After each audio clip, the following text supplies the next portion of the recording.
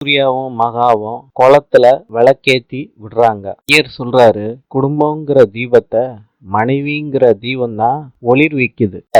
வாழ்க்கைங்கிற தண்ணீர்ல தத்தளிக்கிறப்பெல்லாம் கணவங்கிறவன் வாழை மட்டையா விளக்க தாங்கி பிடிக்கிறாரு.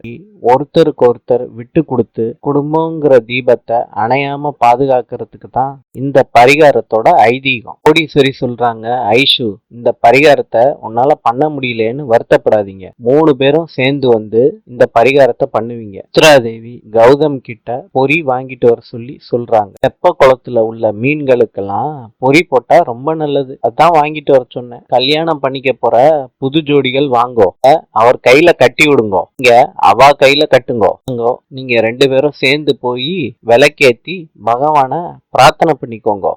அவா விட்ட மாதிரியே நீங்களும் தண்ணியில விடுங்கோ இந்த வாழை மட்டைய. நாமிகாவோட வாழை மட்டை விழுந்துருது சித்ராதேவியால. ஆமா, பார்த்து வர மாட்டியா, இப்படி விளக்க கீழே போட்டியே. ஐயோ சொல்றாங்க, என்ன சித்ரா, நீ இப்படி திடீர்னு வந்ததுனாலதான் அவ விளக்க விட்டுட்டா. விளக்க விட்டது உங்க மருமக பொண்ணு. இந்த மாதிரி எதுவும் என்னைய சொல்லிடக்கூடாதுன்னு தான் வாட்டுக்கு மீனுக்கு பொறி போட்டுக்கிட்டு இருந்தேன். கடைசியில நான் தான் இந்த வீட்டுக்கே பலியாடு. அவசகுணமா இப்படி நடந்து போச்சு, அதுக்காண்டி பழிய தூக்கி என் மேல போடுவீங்களா?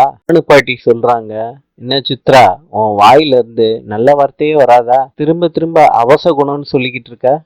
ஆக்சிடென்டா ஒரு விஷயம் நடந்து போச்சு, தண்ணியில விளக்க விடுறதுதான் பரிகாரமா ஏத்துப்பா. தரையில நடந்ததுல எந்த பிரச்சனையும் இல்ல. நான் இன்னொரு விளக்கு கொடுக்கறேன், அதை தண்ணியில விடுங்கோ. எல்லாம் பிரார்த்தனை பண்ணிட்டு விடுமா. வெறும் விளக்க தண்ணியில விடுறாங்க. ஜம்முன்னு போகுது. இந்த கல்யாணம் எந்த குறையும் இல்லாம நல்லபடியா நடக்கும். கவலைப்படாம இருங்கோ, அடுத்த பரிகாரத்தை பண்ணிடலாம். இப்பயும் பரிகாரம் பண்றப்ப பக்தியும் காரியம் நல்லபடியா நடக்கணுங்கிற எண்ணம் தான் முக்கியம். எதையோ நினைச்சுக்கிட்டே பரிகாரம் பண்ணக்கூடாது. பகவான் மேல முழு நம்பிக்கையும் வச்சுக்கிட்டு இந்த பரிகாரத்தை பண்ணாதான் பகவான் செவி சாய்ப்பார். அடுத்த பரிகாரம் கொடி மரத்துக்கிட்ட செய்யணும். இளநீரை மண் விளக்குல ஊத்தி வேண்டுதலை மனசார நினைச்சுக்கிட்டு 2 பேரும் விளக்கேத்தணும். பகவான் மனசு குளிர்ந்து இளநீர் தண்ணி விளக்கு எரிஞ்சிச்சுன்னா இங்க நினைச்ச காரியம் நல்லபடியா நடக்கும். எல்லாரும் கொடி மரத்துக்கிட்ட வந்துருங்கோ. தேவி சொல்றாங்க, என்ன குண்ட தூக்கி போடுறீங்க, இளநீ தண்ணியில விளக்கு எரியுமா? இப்ப எந்த காலத்துல இருக்கோம், எரியலாட்டி மனசு கஷ்டப்படுற மாதிரி ஏதாவது சொல்லுவாங்க, அபசகுணமாகும். ராஜலட்சுமி சொல்றாங்க, சித்ரா, அதெல்லாம் எரியும், நீ விடுத்தா என்ன யோசிக்கிறீங்க? இல்ல சூர்யா, பரிகாரம் பண்ண வேண்டிய இடத்துல இவ்வளவு குழப்பம் வருது, அதுதான் மனசு கொஞ்சம் சங்கட்டமா இருக்கு. ஒண்ணும் இல்ல தாத்தா, எல்லாமே நல்லபடியா நடக்கும். பொண்ணு மாப்பிள்ள 2 பேரும் சேர்ந்து நில்லுங்கோ. நான் இப்ப இந்த இளநிய உடைச்சு இந்த 2 அகல் விளக்குலையும் ஊத்த போறேன். 2 பேரும் அந்த விளக்கை ஏத்தி வச்சு தெய்வத்தை குளிர்விக்கணும். புதுசா கல்யாணம் ஆக போறவா மட்டும் பண்ணுனா போதும். 2 பேரும் நல்லா பகவானை வேண்டிக்கிட்டு இந்த விளக்கை ஏத்துங்கோ. நாமிகா விளக்க ஏத்தி வைக்கிறாங்க. இன்னொரு விளக்கை ஏத்துறாரு. விளக்கு எரியுதுமா. ஆமா மகா, நான் பட்ட கஷ்டம் வீணா போல. என்னம்மா கஷ்டப்பட்ட? நான் என்ன பண்ணேன்?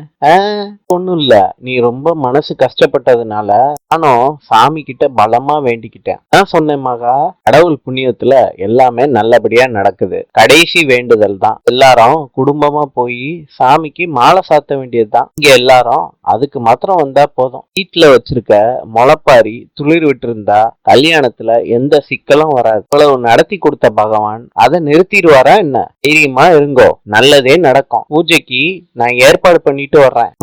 எல்லாமே நினைச்ச மாதிரியே நல்லா நடக்குது. கோடீஸ்வரி வர்றாங்க. என்ன குருசாமி, என்ன பண்றீங்க?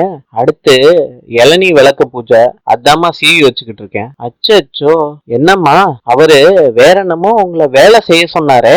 குருசாமி தான் இளநிய வெட்ட அனுப்புனாரு. இருந்தாலும் நீங்க என்ன ஏதுன்னு போய் கேட்டு வந்துருங்களேன். உங்களை ரொம்ப நேரமா தேடிக்கிட்டு இருக்காரு. கோடீஸ்வரி இளநீல உள்ள தண்ணி எல்லாம் ஊசி வழியா வெளியேற்றுறாங்க. எண்ணெய அந்த இளநீல ஃபில் பண்றாங்க. கோடீஸ்வரி ஊசி வழியா இந்த இளநீலையும் ஃபில் பண்றாங்க. இப்படியா நம்ம வேலையை முடிச்சிட்டோம்னு நினைச்சு பாக்குறாங்க அந்த விஷயத்த எல்லாம்.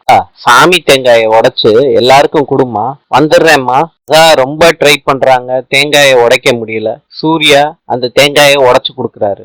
ஒரே அடியில உடைச்சிட்டீங்க, என்ன நினைச்சு உடைச்ச மாதிரி இருக்கு, புரிஞ்சா சரி. என்னங்க விளையாட்டா பேசுற மாதிரி உண்மையை சொல்றீங்களா?